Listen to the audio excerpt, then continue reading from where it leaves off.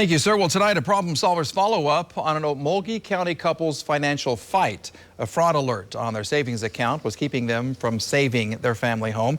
Problem solver Pete Knutson revisits that couple's story and explains how they won their fight. He passed on November 18th. Raymond Harris was a veteran of the Army, served during Vietnam. Years later, on this wooded land in Okmulgee County, Raymond's son and daughter-in-law would move into his single-story home. Derek and Susan would care for his ailing dad for more than 2 years before he finally passed away a few days before Thanksgiving. Raymond left them the house, but then a financial shock. We've just gotten to kind of a desperation point with it. For years, Derek and Susan used a Green Dot savings account.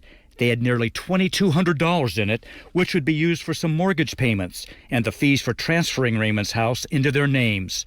But then, a few days before Christmas, Susan says they received a fraud alert, so they locked the account.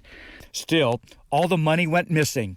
For weeks, as Susan worked relentlessly to get their hands on their much-needed cash, they were missing those mortgage payments, about to lose Derek's cherished family home. It's his life. This is part of his family and his heritage. It's not just a place that we're crashing, it's part of his life. So the problem solvers got in touch with a Green Dot representative. She promised to look into the situation. It wasn't long until the money was back in Susan and Derek's account. And a few days later, they had a check in hand for that $2,200. You guys performed a miracle. Now, the Harrises have the money they need to help save their home and a father's memory.